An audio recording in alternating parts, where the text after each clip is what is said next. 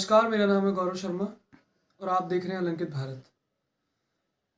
अगर आप साइंस के विद्यार्थी हैं और जेईई मेन की तैयारी कर रहे हैं तो ये खबर आपके लिए बहुत ज़रूरी है।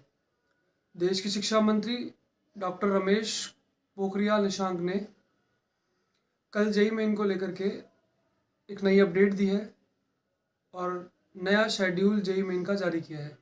कितनी बार जेईई मेन की परीक्षा 2021 में होगी और क्या क्या सुविधाएं छात्रों को इस परीक्षा के तहत दी जाएगी।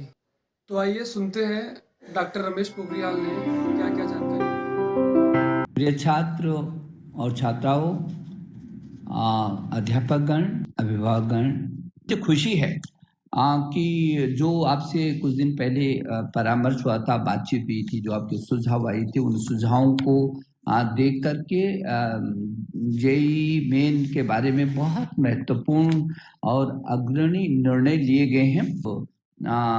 एक बार नहीं बल्कि आपकी वर्ष में 4 बार जेईई की परीक्षाएं होंगी, ताकि हर छात्र को बहुत अच्छे तरीके से उसको अवसर मिल जाएगा। और 4 सत्रों में जो कराई जाएंगी वो पहला फरवरी में होगा, दूसरा मार्च में होगा, तीसरा अप्रैल में होगा और चौथा मई में होगा। ये जो 4 सत्र में परीक्षा होगी एनटीए के द्वारा, राष्ट्रीय परीक्षा एजेंसी के द्वारा, वो परीक्षाएं आप अपनी सुविधा के अनुसार दे सकेंगे। और जो पहला सत्र है फरवरी का, ये इसकी जो तिथियां हैं वो भी घोषित कर दी गई है। ये परीक्षा की जो तिथि होगी वो 23 फरवरी 2021 से 26 फरवरी 2021 के बीच आयोजित होगी। ये परीक्षाएं जो आपकी जेईई मेंस की परीक्षा है। और उसके बाद फरवरी के बाद मार्च में भी तिथियां होंगी, मार्च के बाद अप्रैल में भी होंगी, फिर मई में भी होंगी। यदि किसी कारणवश परीक्षा में कभी आप जैसे सम्मिलित नहीं हो सके तो कम से कम दूसरे सत्र की परीक्षा के लिए आप तैयारी कर सकते हैं। आपको एक अवसर में यदि चूक हो गई तो दूसरा, दूसरे में चूक हो गई तो तीसरा, तीसरे में चूक हो गई तो चौथा। यदि किसी कारणवश किसी अभ्यर्थी की बोर्ड की परीक्षा 1 महीने में होती है, जिसमें के बाद जेईई में नहीं बैठ सकता, तो उसको भी नुकसान नहीं होगा। वो दूसरे, यदि उस महीने में उसकी परीक्षा है तो कोई जरूरत नहीं, वो दूसरे महीने में कर लेगा, तीसरे महीने में कर लेगा। यदि किसी अभ्यर्थी के मन में कभी कोरोना का भय होता है और वो अनिश्चितता की स्थिति से गुजरता है, और कई बार जो वर्तमान में परिस्थितियां चल रही है, यदि भविष्य में भी ऐसा होता है तो अलग अलग स्थानों पर कुछ प्रदेश ज्यादा, कुछ क्षेत्र, कुछ प्रदेश ज्यादा चपेट में आ जाते हैं, तो उनको भी उस समय में उनको मुक्ति मिल सकती है। जो दूसरा उनके अनुरूप समय आएगा उसमें वो बहुत अच्छे तरीके से कर सकते हैं। और उम्मीदवारों के लिए अनिवार्य रूप से परीक्षा में उपस्थित होने की आवश्यकता नहीं है कि हर परीक्षा में उसको उपस्थित होना है।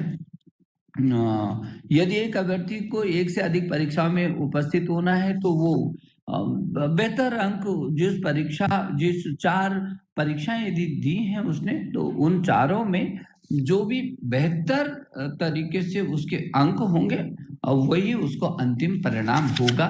चारों में से वो सुनिश्चित हो जाएगा, जिसमें सर्वाधिक अंक उसके होंगे वही सम्मिलित होगा। एनटीए ने पाठ्यक्रम में संशोधन के संदर्भ में देश भर में विभिन्न बोर्डों के द्वारा लिए गए निर्णयों को भी ध्यान में रखा हुआ है और ये निश्चित किया है कि प्रश्न पत्र में 90 प्रश्न होंगे, क्योंकि आपके बहुत सारे मन में थे कि कभी सीबीएसई बोर्ड है, विभिन्न देश के विभिन्न प्रदेशों के अपने अपने बोर्ड भी होते हैं, उनकी परीक्षाएं भी अलग अलग समय में होती हैं, तो कठिनाई का सामना भी करना पड़ सकता है। तो उसमें और कुछ ये भी आया था कि यदि जो कुछ पाठ्यक्रम किसी बोर्ड ने कम कर दिया और किसी बोर्ड ने पूरा पाठ्यक्रम किया, तो फिर जो पूरा जिसको 30%, उदाहरण के लिए सीबीएसई ने कम किया है, तो फिर किस तरीके से कोई 1-2% करेगा और एक 30%, 20% कम करेगा, तो उसका भी रास्ता निकाला गया है।